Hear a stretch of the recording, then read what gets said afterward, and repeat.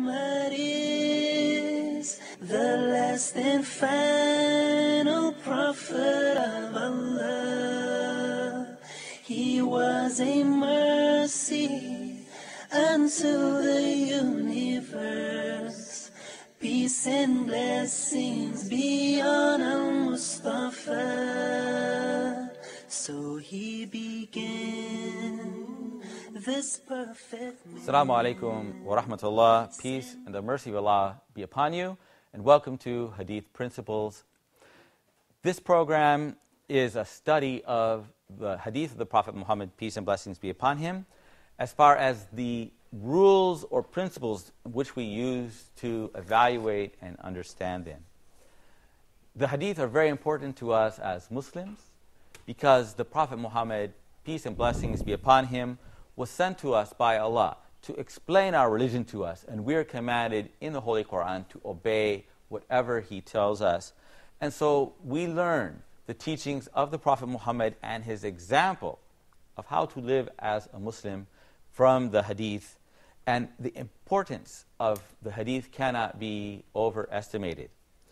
Our scholars, may Allah accept from them by their sincere efforts, worked so hard for generations, literally thousands of scholars over centuries, labored diligently to preserve the accuracy of the Hadith and their authenticity, and to defend it from people who introduced any material that was less than authentic into the Hadith literature.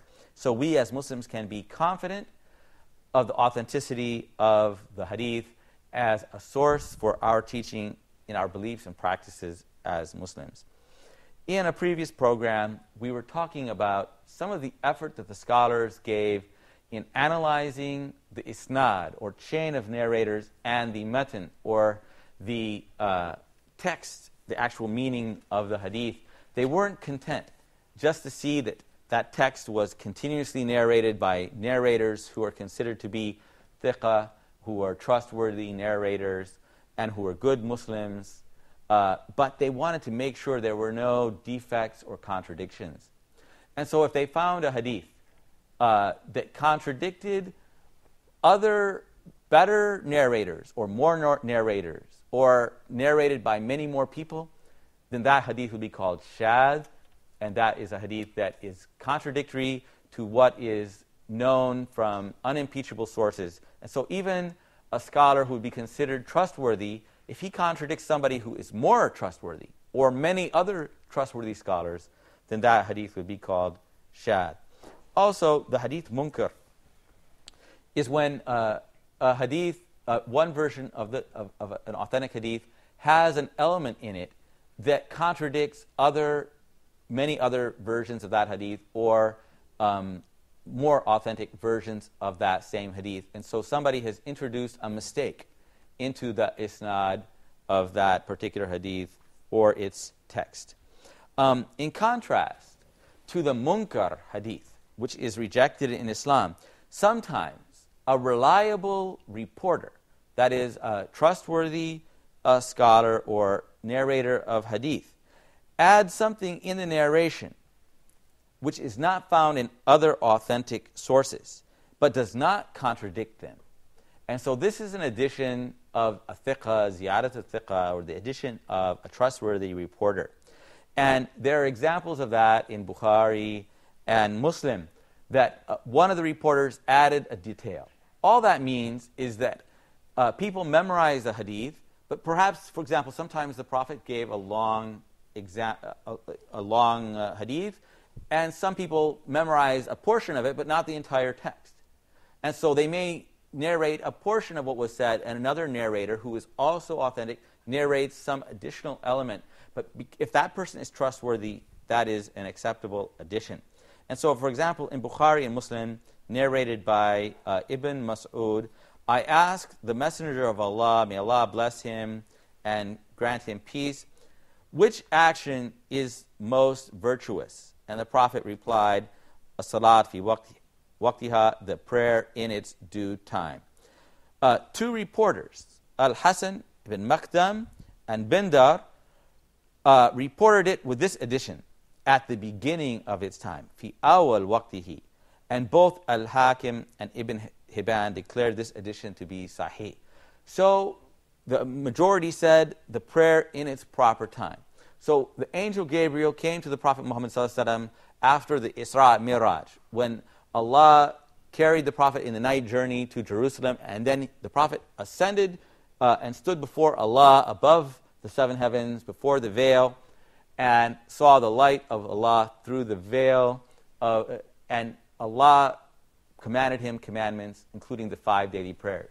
The next day in Mecca, the angel Gabriel came at the time of Dhuhr and showed him the first time of Dhuhr, and then Asr, and then Maghrib, and Isha, and then Fajr, the 5 daily prayers. And then the next day, he came and showed him the last time of those prayers. And so by that, we know that the prayer has an early time and a beginning time.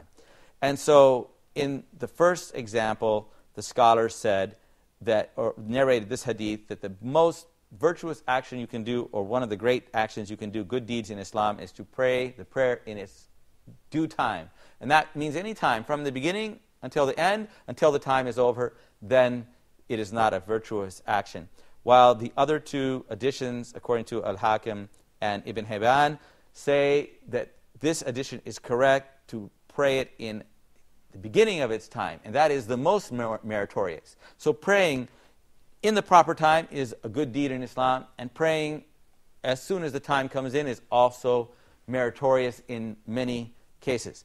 And so that is considered authentic in Islam.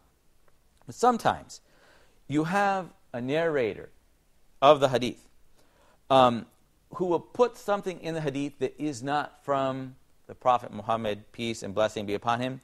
Sometimes that happens accidentally, and it's a mistake. In the hadith, they put the words of a Sahaba or a later person into the hadith, and it becomes confused with the hadith of the Prophet Muhammad, peace and blessing be upon him. And that is called the mudraj. And that is when somebody else's words are inserted among the hadith of the Prophet. So the hadith is authentic, but some other words are in there, and you will assume that those are the words of the Prophet Muhammad sallallahu alaihi wasallam. So, for example, Al-Khatib relates this hadith of Abu Huraira that the Prophet Muhammad, peace and blessing be upon him, said, this is the hadith of Isbagh al-Wudu. So he commanded us for Isbagh. Perform the ablution completely. Waylun lil-aqab min-an-nar. Woe to the heels from the hellfire. What happened in this case was he saw people making wudu, and one man had a part on the back of his heel the size of a coin, maybe the size of a quarter or a big coin, that was dry. And so the Prophet said, Waylun lil-aqab min-an-nar. Woe to the heels from the hellfire. Meaning, if the water doesn't completely touch every part that you're commanded to purify, then your wudu will not be accepted by Allah. And then if your wudu is not accepted, then your prayer will not be accepted, because the purification is a condition for the prayer. But in fact, as Al-Khatib narrates, that it was Abu Huraira who said, perform the wudu correctly. And then the Prophet who said, Waylun, woe to the heels from the hellfire. So if you look in Sahih al-Bukhari, he transmits this same hadith, and he quotes Abu Huraira as saying, complete the wudu, the ablution, for Abu Qasim, which is the nickname, the kunya of the Prophet Muhammad ﷺ, may Allah's peace and blessing be upon him, said, woe to the heels from the fire. So in Sahih Bukhari, we see the authentic narration that Abu Huraira was advising people to be careful in making your wudu completely, which is called Isbagh al-Wudu, because I heard the Prophet Abu Qasim Muhammad ﷺ saying, woe to the heels from the fire. So this addition can be found in a hadith, and it was, of course, Abu Huraira narrated that, and some people, in narrating it, they mixed between the words of Abu Huraira and the words of the Prophet Muhammad sallallahu alaihi wasallam. That can happen at the beginning of a hadith, or at the middle, or at the end.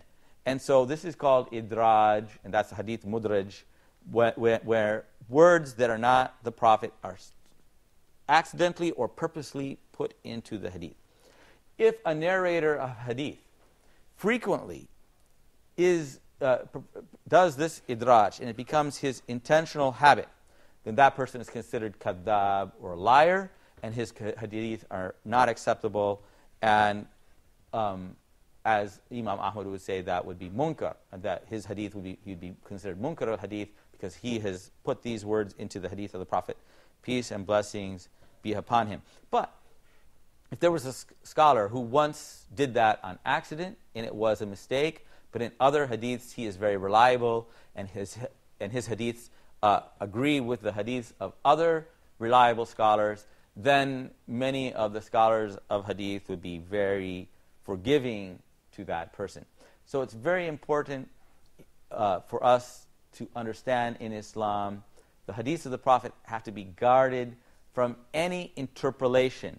And idraj means interpolation, when something is added into the hadith of the Prophet, peace and blessing be upon him, as well as when there's a contradiction between the reliable scholar or reliable narrator and narrators who are more reliable than them. And so the scholars used to test one another in these things. And they would have purposely test their sheikhs. And so they're students, and they're sitting there with their teacher. And so they would narrate his hadith that he had taught them, and then they would sneak something into the hadith and see if the teacher would catch it. And if the teacher frequently did not catch those things, they would think he was not a reliable narrator, and so they would not narrate from him. You can imagine if you did that with your teachers today, what they would do for you. If you tricked them like that, for sure you're probably going to get an F in their class and they're going to be kicked out. But as the scholars of hadith said, this knowledge is deen. So be careful where you take your deen. It's a matter of religion. It's a matter of what the Prophet Muhammad said and did and taught to us. So we have to be very careful. We're going to go to a break and we'll be back shortly. Assalamu alaikum wa rahmatullahi wa barakatuh. Muhammad is the last and final prophet of Allah. Let's talk. So this is something that you have to point out to them in the Bible. Something which is, I think, very direly needed by the youth, which is staying firm on the truth. This is just one of the greatest examples for me of how to control your anger. Within the framework of being the cleanest religion, the cleanest jurisprudence, and in the meantime, the kindest religion to animals. Watch Let's Talk with Ammar Amounette as he interviews guests and discusses a variety of topics, everything from youth issues to religious issues. Join us here on Hoda TV. Dear viewers, Hoda programs can be watched in the English section of the in-flight entertainment directory on board all Saudi airline flights, domestic and international. Sit back, relax and enjoy watching Hoda's entertaining and enlightening shows on your trip. Hoda wishes you a safe and successful journey. Hoda, a light in every home. Muhammad is the last and final prophet of Allah. Assalamu alaikum, peace be upon you, and welcome back to Hadith Principles.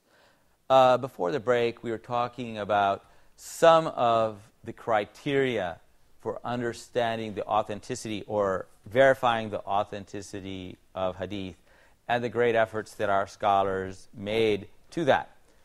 We stated previously that the munkar hadith is a hadith in which a reporter or narrator has put an element that is in contradiction to the majority.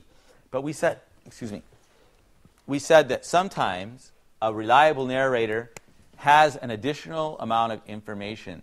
An addition in Arabic means ziyada. So ziyadatu thiqah, or the addition of a trustworthy, reliable narrator of hadith, is authentic.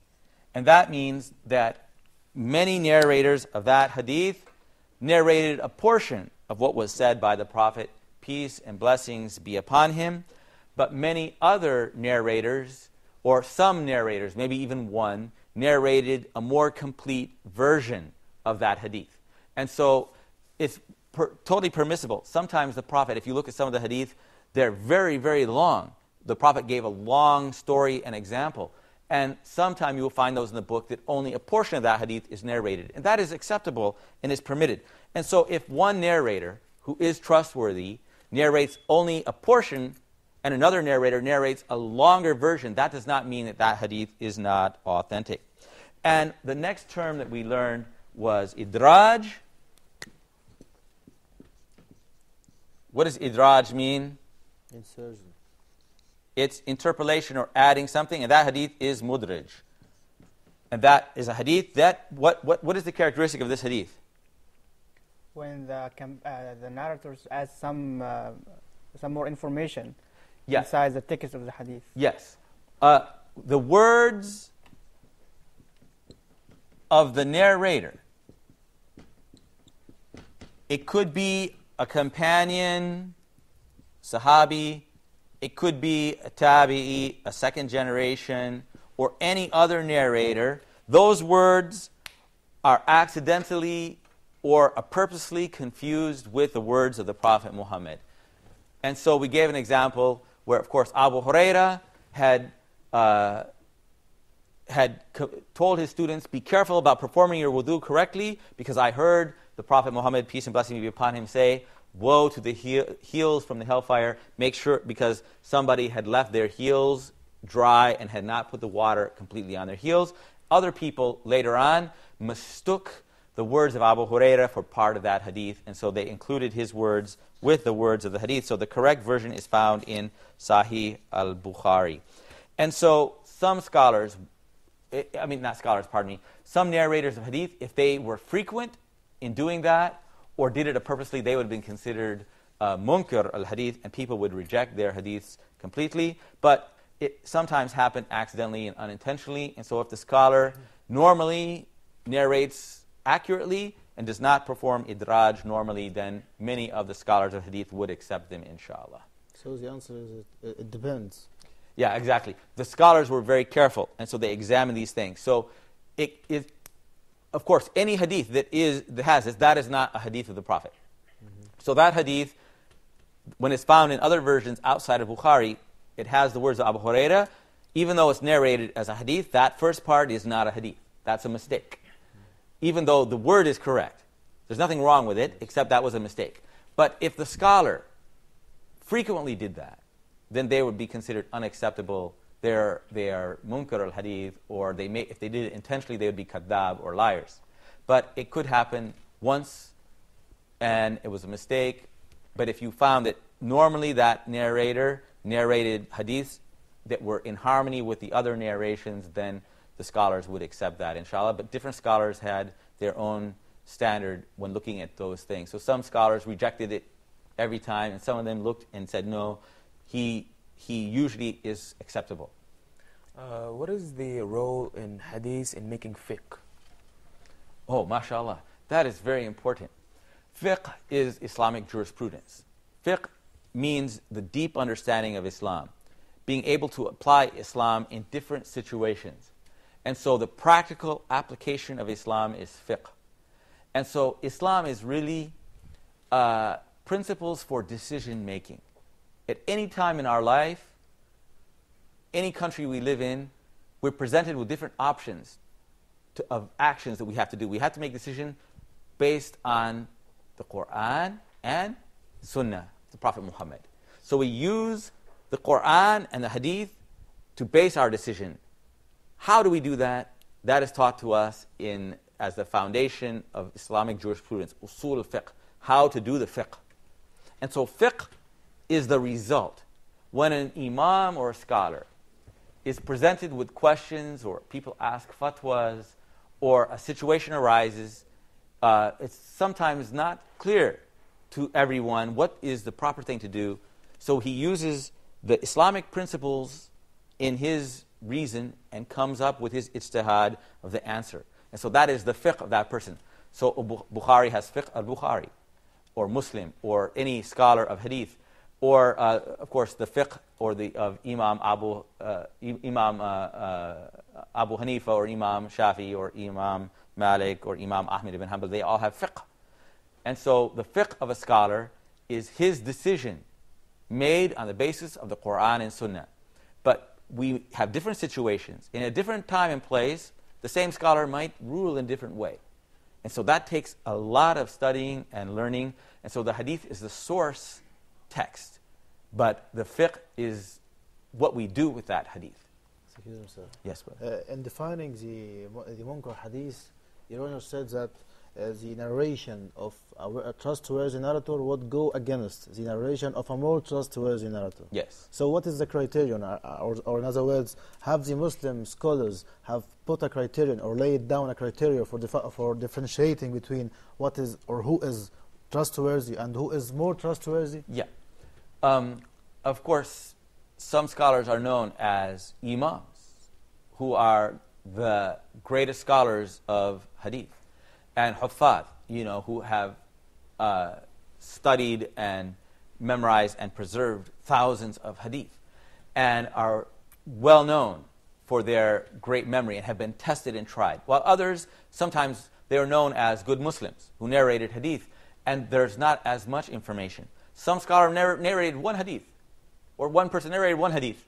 Mm-hmm. And so those people it's known by comparison of who they are. That's why we have the books called Ar-Rijal and Jarh and Ta'dil, the books that give us the names of the narrators, their biography, their teachers, their students, and their characteristics.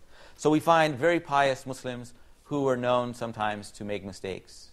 Mm-hmm. So when compared to a scholar who is known as being extremely accurate, he's not going to, he might be acceptable otherwise, but he's not going to be accurate. So I can teach you something about hadith that I know.